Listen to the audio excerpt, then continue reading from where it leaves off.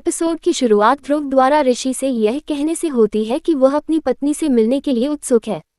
बिरजू ध्रुव से कहता है कि वह अपनी होने वाली पत्नी से नहीं मिल सकता।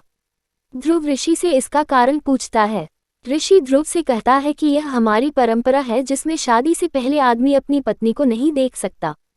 बिरजू ध्रुव से कहता है कि वह धैर्य रखे क्योंकि उसकी भाभी जल्द ही घर आएगी। तारा खुशी से नाचती है क्योंकि उसकी बहन जल्द ही शादी करने वाली है।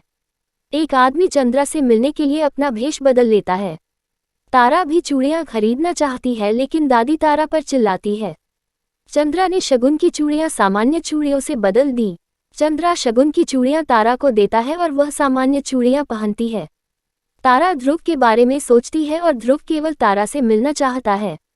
ध्रुव तारा से मिलने आ रहा है और तारा जब भी चूड़ियां देखती है तो ध्रुव के बारे में सोचती है।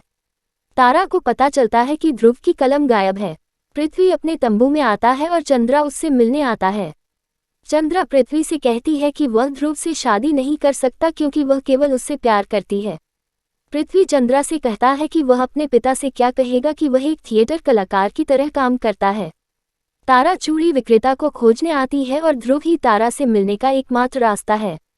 चंद्रा पृथ्वी से कहता है कि जब वह शादी नहीं करना चाहता तो वह उसके घर क्यों आया। पृथ्वी तारा से कहता है कि वह आत्महत्या कर लेगा। चंद्रा पृथ्वी से कहती है कि वह जो करना चाहता है करे लेकिन जल्दी ही उसके पिता उसकी शादी ध्रुव से कर देंगे। तारा चंद्रा और पृथ्वी की बातचीत सुनती है और वह पृथ्वी के तंबू में प्रवेश करती है। चंद्रा तारा से कहती है कि वह इस महिला से चूड़ियां लेने आई है। पृथ्वी तारा से कहता है कि उसकी बहन मुफ्त चूड़ियां चाहती है। तारा को चंद्रा पर शक होता है और वह उससे पूछती है। चंद्रा तारा से कहता है कि वह झूठ नहीं बोल रही है। तारा चंद्रा से कहती है कि वह यहाँ कलम लेने आई है। तारा चंद्रा से कहती है कि उसकी कलम अनमोल है।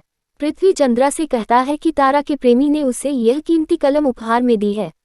ध्रुव देखता है कि तारा ने उसकी शगुन की चूड़ियां और उसकी कलम भी पहन रखी है। ध्रुव अपनी दिवंगत माँ से कहता है कि वह उसकी शादी देखकर खुश होगी। ध्रुव अपनी माँ से कहता है कि उसे अपना जीवन साथी मिल गया है और उसका नाम चंद्रा है। ऋषि ने ध्रुव को उसके साथ शराब पीने के लिए आमंत्रित किया। ध्रुव ऋषि से कहता है कि वह तारा का बेसब्री से इंतजार कर रहा है।